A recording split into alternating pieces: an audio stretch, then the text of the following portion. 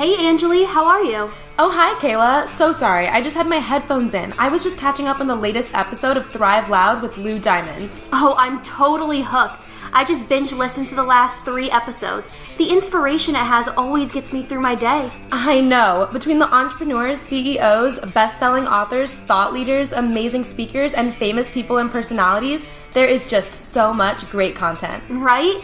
Lou really taps into the heart and soul of the guests and totally decodes how they are able to thrive. Yeah, which interview do you like most? Oh gosh, that's impossible to choose. I know, I'm trying to pick. How about favorite question? Your all-time favorite movie? Gotta run, Angeli. Keep on listening. Check you later, Kayla, and Thrive Loud. Get ready to Thrive Loud with Lou Diamond. Hey, Thrive Loud fans, Lou Diamond here. Welcome to another episode of Thrive Loud, connecting you to the most inspiring and amazing people that are thriving each and every day. Today on Thrive Loud, we are going to do a cross-promotional episode of a guest that I interviewed on a program called Fresh from the Hill.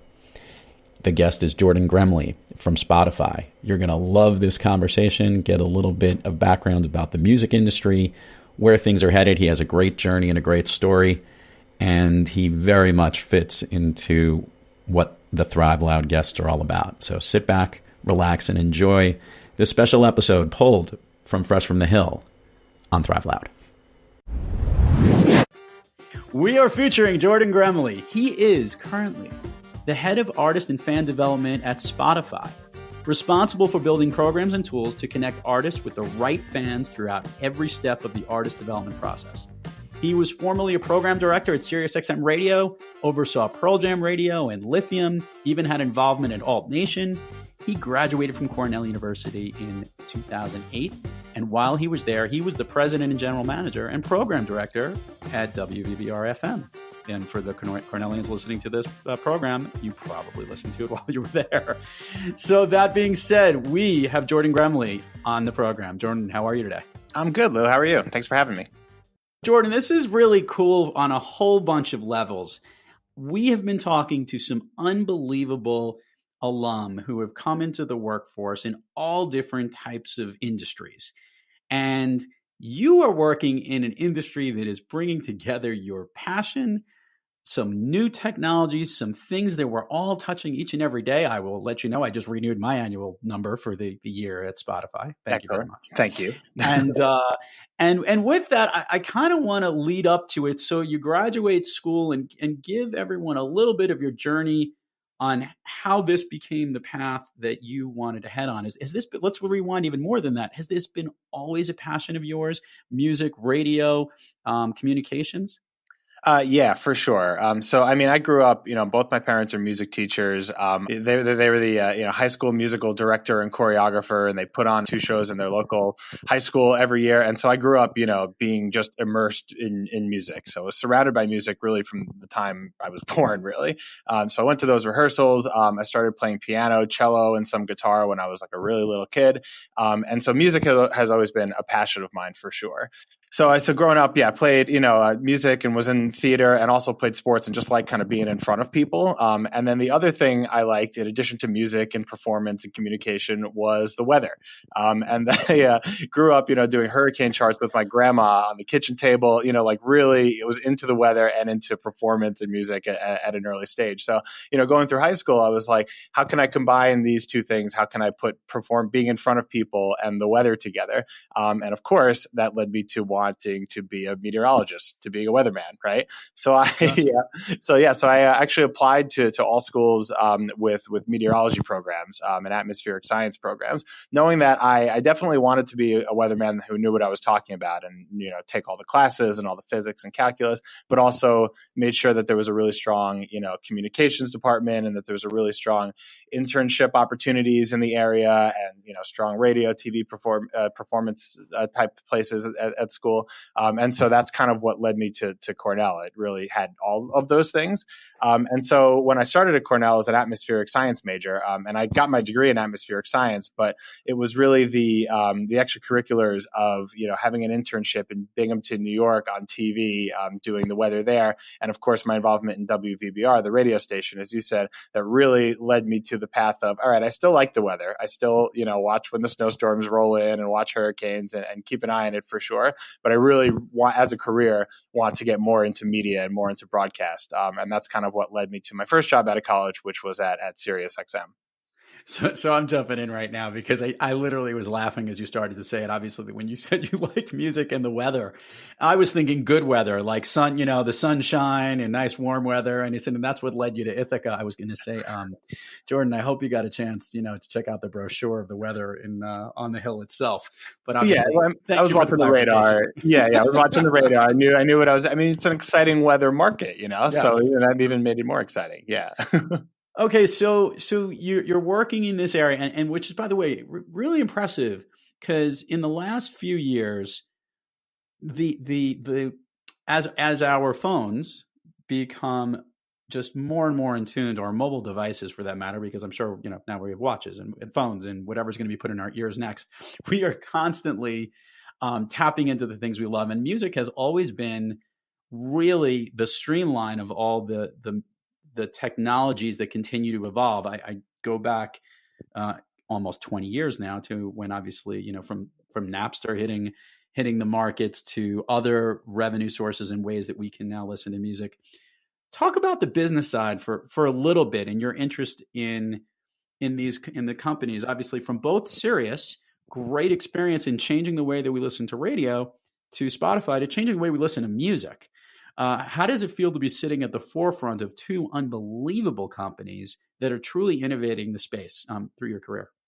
At the core of it, what I like doing is using data and using the fact that people like music, right, and all the the things that come along with that, to make better experiences for both the users, for both fans, and for artists, right? So at Sirius, it was how can we program a radio station in a new and interesting way, not lean on the stuff that had been done for decades and decades, but how can we develop new artists on a station like Alt Nation, or how can we do some really cool specialty content with a band like Nirvana or Weezer or Pearl Jam on Lithium, that would have people appreciate music that came out 20, 30 years ago in a new way. So that was really like kind of at the forefront of what I did at Sirius. And then Spotify, as you said, I started at Spotify about 6 months after we launched in the US. And at that time, I was on the artist services team, which was really at that time just a more of an educational team. We went around and talked to artists and managers in the music industry about what Spotify was, about how the business model is a little different and how the distribution model is a little bit different. But here are all the cool things that we can do together. Things like using our data to help you route a tour, or new kinds of marketing campaigns that are using digital marketing in new and different ways. And so as Spotify has evolved over the last 7 years, I've been there for 7 years now, I've basically been doing the same kind of thing. Using data and using technology to help artists develop their audiences, but in different ways. As Spotify has grown its user base, we got a lot of data, Yeah. So we're trying to figure out, in addition to helping artists make decisions about their career, like I said, helping, with tours and helping selling merch and that kind of stuff. What if we can help them, pick which single to put out? Or what if we can target different types of fans at different times, reward the super fans at one point and then reward new listeners for discovering an artist at a different time. It's just I feel really lucky and to have been at the forefront of these things, and even more lucky now to be at the forefront of a lot of opportunity for artists out there. The more that Spotify and the more that digital music in general expands, really, I feel the more opportunity there is for artists to grow and connect with their audiences. And we're kind of like just getting started there. So it's exciting. Let me go deeper on that for a sec, because this is actually interesting. I totally see where fan development could come in as a listener and understanding what their needs are. With music constantly changing and the music industry going through, a massive upheaval in the way that traditionally, getting signed with a label and having to figure out who to go on tour with and get stuff played on radio stations, to literally going direct to consumer, so to speak, right now in many different ways is an option.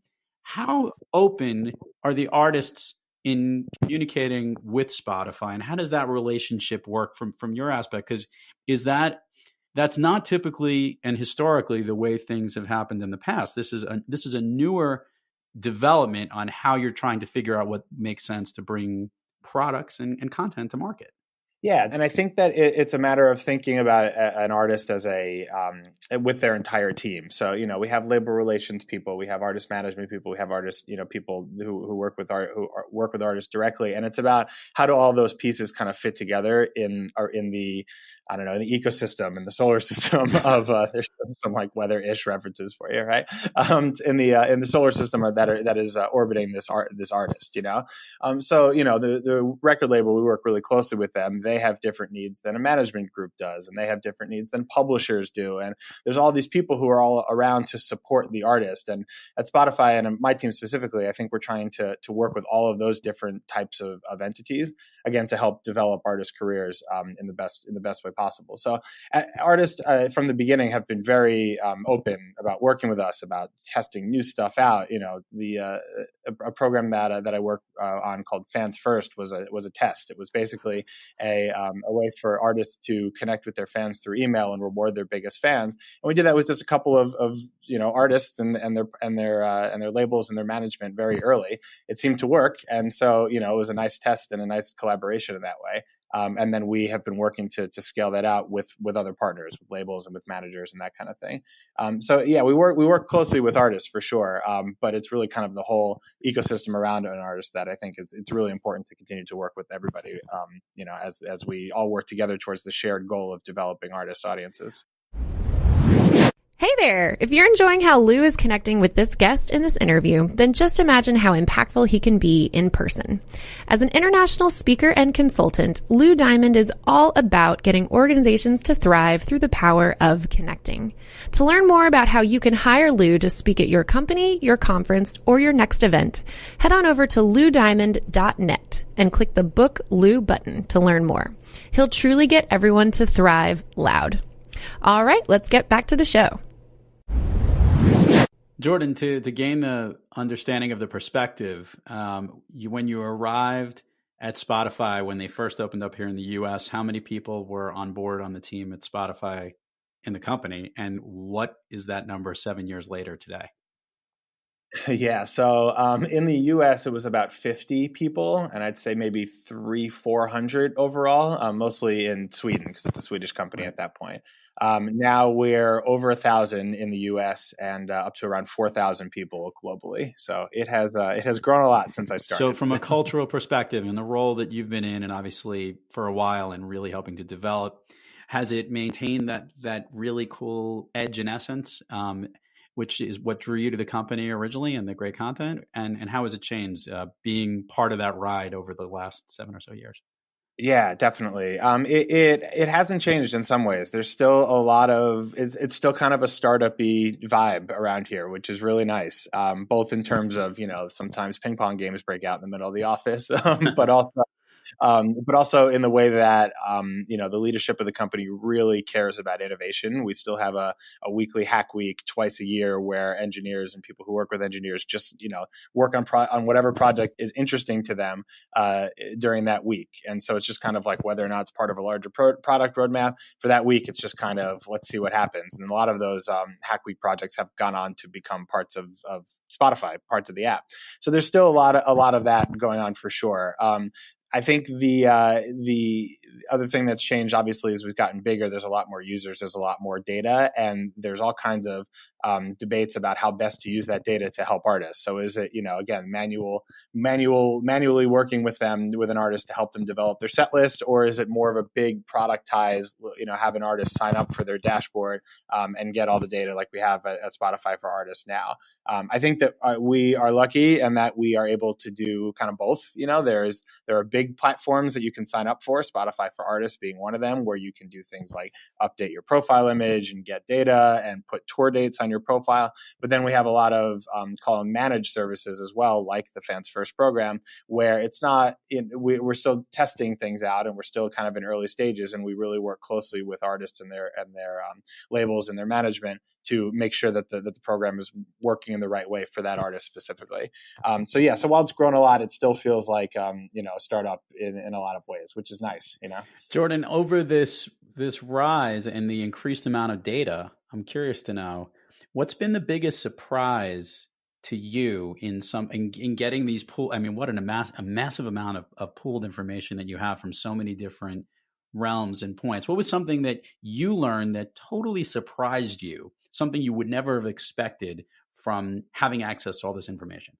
Yeah, I think one thing that sticks out is how certain songs or even certain styles can be distinctively popular, not even in specific countries and distinctive countries for sure, but even from city to city.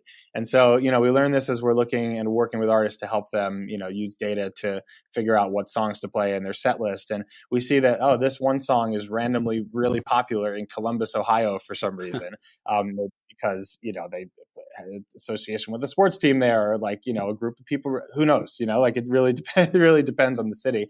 But then the artists can use that to, all right, maybe we'll toss this song into the encore when we play Columbus, and we'll do a different song when we play through Detroit. So that's interesting on a micro scale for sure, just, to kind of see those differences. But then you can see, distinctively popular styles in certain countries around the world, and how those styles start crossing borders. BTS and Korean pop music had a huge year last year. And we could see that kind of in the data, where there was a really small but really passionate audience that really loved that kind of music in different countries around the world. And as it started to, spread, we could see it grow from there. So just the fact that they're and now it's a global phenomenon, and BTS is the most rabid fan base in the world now. So, just to kind of see that there are distinctively popular pockets of music, from city to city, but then from country to country. It's really just kind of fascinating to see how people interact with music in different ways, depending on, the country, depending on their geographical region, depending on where they are. Awesome. Jordan, let's rewind a little bit here from when you were back at school. What was one of your favorite classes, or maybe one of the classes that you never would have thought would have been your favorite classes that you said, wow, that actually helped me on my little path today? Because your path is a little bit different, certainly from that of focusing on the weather. So I'd love to know what was one of your favorite classes when you were back at school? Totally. Yeah. So the two that stick out make sense now that I work in music. So my senior year, I took first semester, I took a history of jazz class. And then the second semester, I took a history of rock music class. So going to lecture every week was this is just like me listening to my favorite topic in the world. So those stick out as memorable classes, and stuff that I really loved. One class that had a major impact on me, and this is I'm totally going to date myself now, class of 2008, 10 years ago. It was a class called B102, and it was, Microsoft Word, Excel, PowerPoint, which doesn't sound particularly wild, but the stuff I learned, especially in Excel, I use it every single day, even as, even as I'm doing less, manual data pulls and that stuff. The stuff I learned in that class, I still continue to use every day. And now, that class probably doesn't even exist anymore because, there's intro to microcomputer applications has a very different definition now than it did in 2008. But I still use that stuff a lot. And then also, for whatever reason in that class, I just made a lot of friends too. And it was a big network of people. So, across all different types of study, different majors, different schools, different studies. And I'm still friends with a lot of people that I met in that class. So for whatever reason, BE 102 in my junior year just had a major impact on my life. But Professor Peter Hillman, I think he retired. That's great stuff. And you just segued to something really specific. And so where are you living now? Give us a little bit of the lay of the land on Jordan Gremli today. Where are you physically located? Yeah, so I live in Brooklyn, New York. I've been in New York since I graduated, so for the last 10 years. Okay, great. And obviously the Northeast has a pretty strong Cornell population, and you've mentioned that you still have a lot of close friends. Is your connection to Cornell still very relevant in your social life? I know you're working tons, but in the business or in the social life from where you are today? Yes, for sure. People I met at Cornell are still my best friends. The best man at my wedding was my best friend at Cornell. So I met, a bunch of friends through my fraternity. I was in Delta Chi, but also I stay really involved in WVBR as well. I'm actually the chair of the board of the Alumni Board of Directors right now. So I stay really in close touch with people from all different eras of WVBR history. Because I like it, because it's a good group of people, talking about radio and talking about the future of media is like my favorite thing. But also because I want to, pay it forward. VBR was the place that gave me my start in my career, no question. And I want to, make sure that happens for some other people in the future. I love it. Now I'm going to ask an interesting question. So, as I am alum as well, I even have a son who is in the middle of his freshman year at Cornell. He listens to music a lot different than the way you did and the way I did. And this is an interesting take. And I guess this is a great understanding of fan development on how people are listening to music today in the college scene. Maybe share a little bit, because you have that access of all that information, understanding how users are listening. But let's specifically talk about how college students are listening to music today. Give a little bit of an overall piece, because I think we kind of know, but I would imagine you have a much more in-depth understanding of how people are listening to music today. Like with any audience, it varies. There's certain people who really lean in and try to search for, the next big thing and search for the people that they can go share with all their friends. And, college students, from what we've seen, look at all different places for that. So yes, on Spotify, using our playlists like Discover Weekly, which is a personalized playlist that you get every Monday that is music that we think that you'll like. But then also on our editorially curated playlists. So things like Rap Caviar and Today's Top Hits. Those are what our editors think are the 50 biggest rap songs or pop songs or whatever. So there's people who definitely go in and look specifically for what's next. And a lot of the stuff on Spotify can help with that. But then there's other platforms, of course, as well. People, seek out music on YouTube and SoundCloud and kind of it's almost like, going around and trying to collect different, music from different places, and different genres interact better on different platforms and that kind of stuff. But then there's, of course, still an audience that can be really passive as well. And that is, just a different type of listener. And those types of listeners, the ones who, put on music while they're studying or in the car. I think Spotify is still a way for people to do that. And they're less of an active, let's go out and find who this artist is. It's just kind of like whatever this playlist gives me is what I trust. So for that presents kind of an interesting opportunity for us on the artist development side, because how you talk to somebody who specifically sought you out, if you're an artist, is different, I think, than somebody who's kind of more passive. So, maybe there's some kind of way that we can look at early signals that say, oh, I like, this user saved this song, or this user listened to it again, or something like that. And then we can kind of help artists develop that listener that listener differently than somebody who knows exactly, what this artist is, what their name is, and what they look like, and when they're going on tour. So college students, much like the general populace, are kind of split in that way. From a radio perspective, being on the alumni board of WVBR, people still listen to the radio for sure. People still seek out their favorite radio station, but it's, I think, in a different way, like you said, than when you or I was at college. If it's just kind of driving around and maybe just kind of randomly stumbling upon something, and programming a radio station is very different than it was even 10 years ago, because people's attention spans are different. People expect to hear something quickly and to be kind of like locked in quickly, and so it has to be, if you're programming a radio station, you have to make sure that if somebody's going to give you just a couple of seconds even of their time as they're going through the through the dial, you have to make sure that you're presenting yourself accordingly.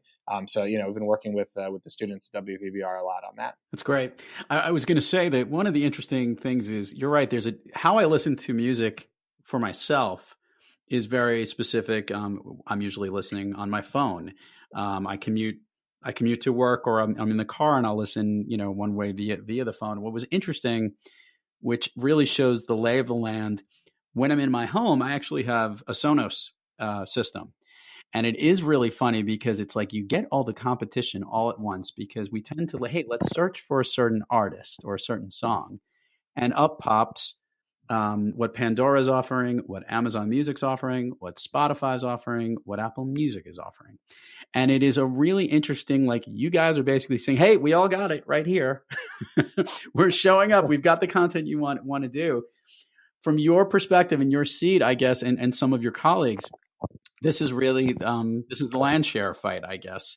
My question to you, just in looking at the future and where things are heading, what are some of the innovations that Spotify is doing to focus on, or maybe even to grow their market share as best as they can? It's interesting hearing, from what I was saying before and from hearing you say that, I'm kind of comparing it to programming a radio station in Ithaca, New York, because it's like, people turn on their speaker, turn on their Sonos, or turn on, whatever, and they have all that choice quickly. So you have to kind of like represent yourself in a similar way, like a couple of seconds and you have to figure it out. So that's really interesting. And that's something that I hadn't really thought about so far yet, but now I will for sure. We try to make these podcasts on Fresh from the Hill as interactive as possible. That's where our goal is, Jordan. Right. So, on the Spotify side, I think more of that, personalized experience is definitely something that we're thinking about a lot. Discover Weekly, Release Radar, Daily Mix, those kinds of, again, playlists that take what you've listened to in the past and then either make suggestions of familiar music or new music or music that came out today, music that came out on the Friday that you're listening to it in the case of Release Radar. I think that's certainly a thing that Spotify is going to continue to do to separate itself. But then I think I've always thought, even from the very beginning, that Spotify is in a really unique place where we can serve both those active and passive listeners simultaneously, because of the platform, because of, we can make playlists, and our editorial team is amazing at making playlists for a passive listener to just say, I'm in the car, I have my Sonos open, I don't know what to do, hit a button, and then it plays.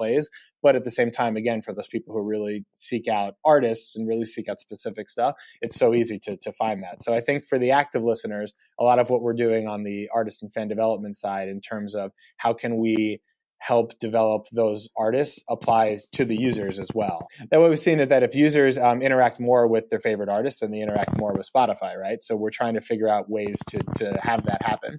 And so, if a user sees more information about an artist, like tickets that they could buy, or tickets that they're being rewarded with for being a fan, or a way to buy a t-shirt, or, a notification that says this artist has a new album out, those are all kind of things that will enhance the user experience in addition to helping artists develop their careers using our audience. So I think that's definitely the stuff that I'm going to focus on and the stuff that Spotify is focusing on as well. Gotcha. A couple more personal questions here, Jordan, to bring us home so we learn a little bit more about you. I love asking this question on my program, and we've been picking it up here on this show as well. When you have an off day, and I can't imagine how many off days you could possibly have because, you get to work with music at a cool technology station in Brooklyn all day long. So that's freaking awesome. But when you have an off day and you're having trouble thriving, who or what practice do you seek to get yourself back on the thriving track? I mean, like you said, working with music, it's such a, immersive thing. And I love it so much that, like, honestly, sometimes if I need a break from just work and from strategy and all that stuff, like, I like to make lists, and making lists of my favorite music is like a therapeutic thing. I'm like, putting together a year-end lists and, what's my favorite song of this week? I have a top 10 playlist every week that I update. So that's the kind of thing that, like, kind of gets me back on track. And again, that really stems from the radio programming experience I got specifically at VBR, and then how that parlayed into a career. I go back to when I was at school and think about, when I was stressed out with a class, or, had a prelim or had something, I would go to the station and go program the station for a while. I go like record some imaging or go do a show, it's maybe the late night show didn't have a DJ. So I just like hop on the air for a couple of hours, So as much as I can replicate that in my professional life, and also that's also why I still work at VBR, sometimes I'll be back on the air when I'm in Ithaca. As much as I can replicate that in my professional life, that's what really kind of gets me back on track about, this is why I continue to work in this field. And this is why I continue to do what I do. And also going to shows, going to a lot of concerts, especially for developing acts that we're helping out, and just seeing them, play their first headline show and see, even at the small audience, the audience singing every word back to them. That's the kind of thing that an algorithm can't do. Can't walk into a room and get chills. You know what I mean? So the more of that, the better. I know that you asked, what do you do when you're not doing music stuff? But it is music really that kind of brings me back on the track. Very true. So along those lines, what's the coolest thing or perk, for lack of a better word, that you have received from your involvement with Spotify? And obviously, as a music fan, was there a certain concert you went to or got to meet a certain artist, certain moment from this experience that you're only having because of the access that you have at your company? I would say being able to travel is a nice perk for sure. There's people on my team who are in London and LA and Nashville and Boston. And, it's important to kind of test out all these different programs that we're doing in these markets. So seeing how Nashville reacts to songs and how that's different than LA and how that's London. In terms of meeting people, met a lot of cool people at Spotify, but the one I'm thinking of goes back to the Sirius XM days. In 2011, I produced a Nirvana channel. It was the 20th anniversary of the release of Nevermind. And as part of the, it was like a week-long, special channel that Sirius XM had. And as part of the grand finale, it was a town hall where the surviving members of Nirvana, Dave Grohl and Chris Novoselic, those two and the producer of Nevermind, Butch Vig, came into the studio and did an interview about, the 20th anniversary and, how the album was recorded and what's happened since. And the host was Jon Stewart from The Daily Show. Yeah. And so, come on, man, like sitting in the studio with those guys, there was a little audience of fans that we brought in. Being able to produce that was just kind of like, that was 3 years after I graduated college. And that was definitely one moment where I was like, all right, I've achieved something here in my post-Cornell life. That's great stuff. Jordan, before we leave here, we're going to give 2 last questions. I'll work these in an interesting order. What is, or who is, or I guess who being more plural, your favorite performer? Whether it's a band or a specific artist in the music world. I'm just trying to get a realm of what your favorite type of music is. Totally. So I have a top 10 of the week that you can find on Spotify. I still defer to, talk about favorite type of music. It's that like mid to late 2000s indie alt rock, right as I was graduating college, that kind of indie alt rock. So bands like Vampire Weekend, Arcade Fire, Phoenix, that kind of stuff. But as I've graduated and as I've worked at Spotify more, I'm really starting to get into a lot of pop music also. Ariana Grande's album from last year is incredible. So my taste has definitely expanded a lot since I started working at Spotify, which is a good thing. That's great. Jordan Gremli, your all-time favorite movie? Whoa, my all-time favorite movie. Really anything Christopher Guest. I should say Spinal Tap because I'm a music guy, but I think I like Best in Show just a little bit more than Spinal Tap. But I probably should say Spinal Tap, right? No, it's all good. Best in Show is classic. Just does this look like a yellow bee to you? It's always one of my favorite moments of that whole thing. Totally. We've always wanted to dress me and my wife, I've always wanted to dress our Cocker Spaniel up as like the busy bee, and then be Parker Posey and whatever that guy's name was for Halloween. So that's a future goal for us. Jordan Gremli, this has been a true pleasure. Thank you for sharing everything, and thanks for coming on the program. And this has been great. Thanks for having me. Really enjoyed it. And to all our Thrive Loud listeners out there, keep thriving onward and upward. And remember, be brief, be bright, be gone. You've been listening to Thrive Loud with your host, Lou Diamond. Make sure to subscribe on iTunes, Overcast, or wherever you get your podcasts. And follow us on Twitter, Facebook, and Instagram at Thrive Loud. Or find us on the web at thriveloud.com.